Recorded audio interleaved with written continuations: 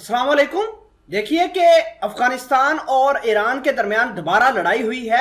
ये तालिबान हैं और तालिबानों के हाथ में बड़े हैवी हथियार हैं जो कि ईरान के कुछ फोर्स के कमांडरों के साथ लड़ाई हुई है इनकी। और ये जो जगह है इसका नाम है इस्लाम किला।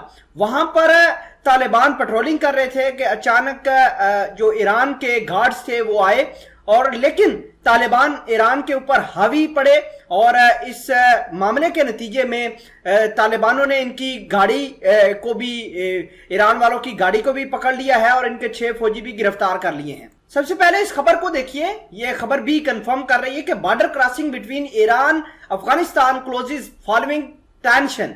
ये बॉर्डर बिल्कुल क्लोज हो चुका है और बॉर्डर के ऊपर टेंशन बढ़ गई है। ये अफगानिस्तान की जो है वो न्यूज एजेंसी टोलो न्यूज वो खुद इस बात का कह रही है कि इस्लाम किला के अंदर जो इस्लाम किला इनका प्रोविंस है वहां पर अफगानिस्तान के और तालिबान जो है आपस में भिड़ गए हैं, जिसके नतीजे में 6 लोग जो हैं ईरान के वो गिरफ्तार किए गए हैं। इनकी जो मिलिट्री व्हीकल है उसको भी कैप्चर किया गया है।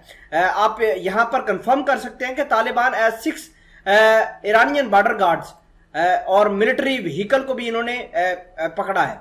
नाजरीन ग्रामी, आपको ये बता दें कि तालिबान आजकल काफी एग्रेसिव हुए हैं अपने मामलात को लेकर और ये बॉर्डर के ऊपर काफी बड़ा कुछ कर रहे हैं। अगर हम पाकिस्तान की बात करें तो आज पाकिस्तान के भी 3 सोल्जर जो हैं उन्होंने जामे शहादत नोश किया है। इन 3 सोल्जर्स में जो हवलदार तैमूर जिनका ताल्लुक जेहलम से था, जो नायक थे शुएब, इसके अलावा सिपाही साकिब थे। तो ये वो अफगानिस्तान की सिक्योरिटी फोर्सेस काम कर रही है जो कि नाकाबिले बर्दाश्त है।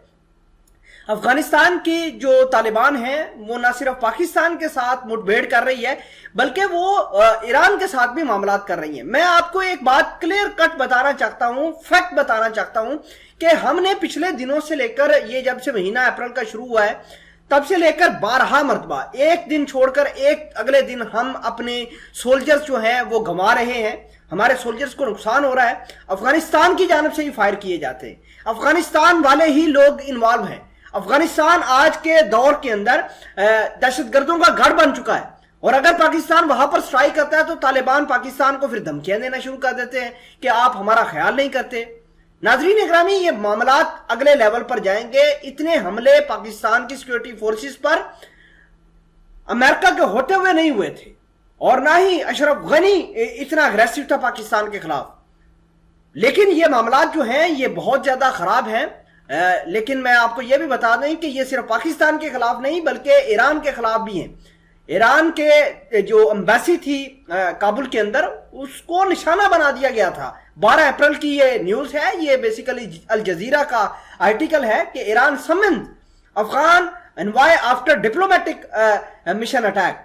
तो इनके जो डिप्लोमेट्स हैं उनको निशाना बनाया गया था और जो अटैक करने वाले जो लोग थे वो कौन थे, जरा उनके बारे में भी जान लीजिए। जो लोग थे उनका कहना था कि 11 मई 2020 को अफगानिस्तान के 18 लोग जो थे उनको बुरे तरीके से मारा गया, टॉर्चर किया गया ईरान के कुछ फोर्स के लोगों की जानब से और उनको दरिया के अंदर गिरा दिया गया। तो इस बात को लेकर 12 अप्रैल 2022 को ये इनकी ईरान की एम्बेसी को टारगेट किया गया था। खैर, अगर हम बात करें पाकिस्तान की तो पाकिस्तान को भी काफी नुकसान हो रहा है और ये मामलात जो है ये आपके सामने हैं। खबर के बारे में आप क्या कहते हैं कमेंट सेक्शन में इस वीडियो के बारे में जरूर आगाह कीजिएगा। खुदा हाफिज।